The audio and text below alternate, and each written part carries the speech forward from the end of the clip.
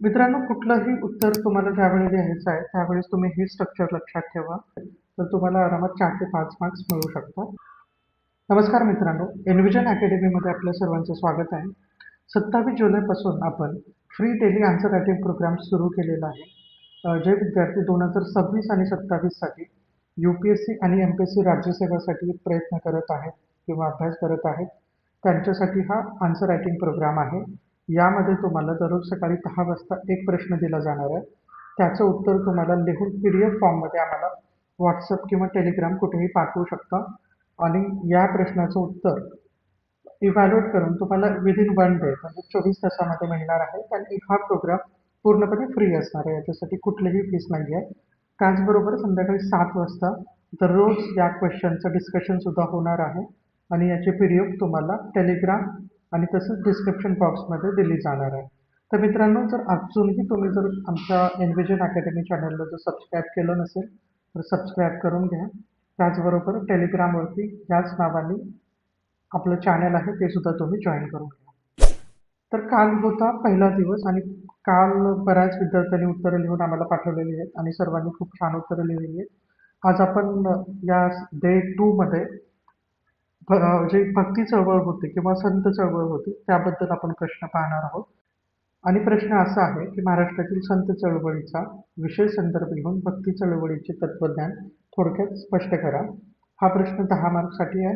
150 शब्दामध्ये तुम्हाला याचं उत्तर लिहायचं आहे. तर मित्रांनो, आता आपण या प्रश्नाचं उत्तर पाहूया. मराठी आणि इंग्लिश दोन्ही भाषेमध्ये याचं उत्तर दिलेलं आहे. पण आपण डिस्कशनमध्ये जे फक्त मराठीमध्ये लिहिलेलं उत्तर आहे तेच डिस्कस करणार आहोत. कुठल्याही प्रश्नाचं उत्तर लिहिताना हे स्ट्रक्चर तुम्ही लक्षात ठेवा. तुम्हाला त्या उत्तरामध्ये इंट्रोडक्शन लिहायचं आहे, त्यानंतर मुख्य भाग असेल आणि निष्कर्ष असेल. प्रस्तावनेमध्ये तुम्हाला एक थोडीशी तोंडवळ करून द्यायची आहे. आता या उत्तरामध्ये तुम्हाला भक्ती चळवळ काय होती, तिचा कालखंड काय होता आणि त्याचबरोबर महाराष्ट्रामध्ये ही चळवळ कधी जास्त पसरली, या तिन्ही गोष्टी इथे लिहू शकता. भक्ती चळवळ ही काय होती तर मध्ययुगीन भारतामधली एक धार्मिक आणि सामाजिक सुधारणा चळवळ होती आणि महाराष्ट्रामध्ये ही चळवळ मुख्यतः 13व्या शतकापासून जास्त प्रमाणावरती पसरली.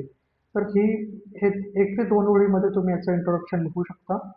त्यानंतर जो उत्तराचा मुख्य भाग आहे तिथे तुम्ही जर 5 ते 6 पॉईंट्स लिहिले आणि तिथे जर तुम्ही व्यवस्थित एक्झाम्पल्स वगैरे दिले तर तुम्हाला आरामात 4 ते 5 मार्क्स मिळू शकतात.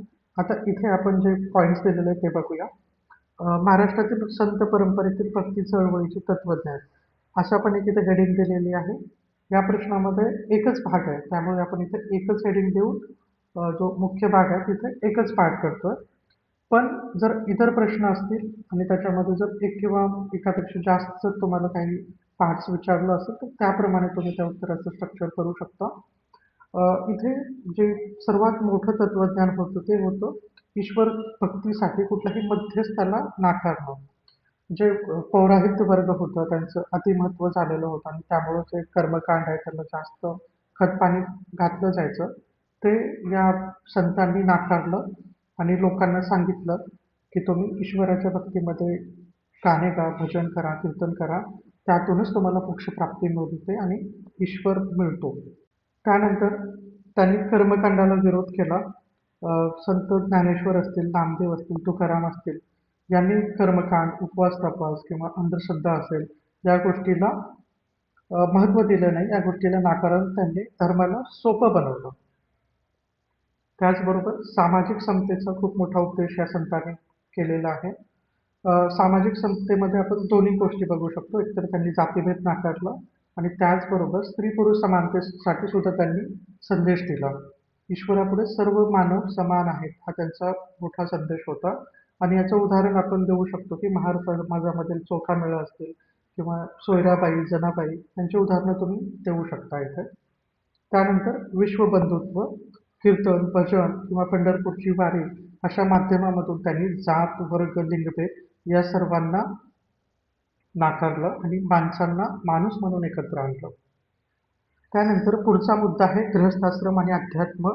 संसार न सोडताही तुम्हाला भक्ती करता येते आणि ईश्वर प्राप्ती मिळू शकते हा संदेश सुद्धा त्यांनी सांगितला. आणि त्यामुळे काय तर भक्ती आणि कर्म यांचा एक संतुलित समन्वय साधला गेला.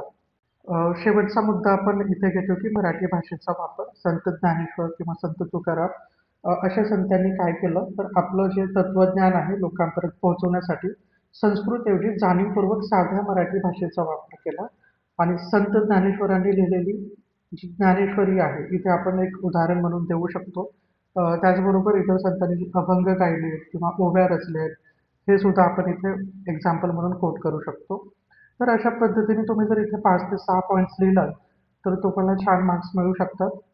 त्यानंतर आता हे इथं शेवटी कन्क्लुजन आहे. कन्क्लुजनमध्ये काय देऊ शकतो आपण, की भक्ती चळवळ केवळ धार्मिक चळवळ नव्हती, सामाजिक सुधारणेच्या दिशेने खूप मोठं हे पाऊल होतं आणि या चळवळीच्या माध्यमातून त्यांनी भक्ती, कर्म आणि सामाजिक समता यांचा सुंदर समन्वय साधून महाराष्ट्र धर्माची निर्मिती केली.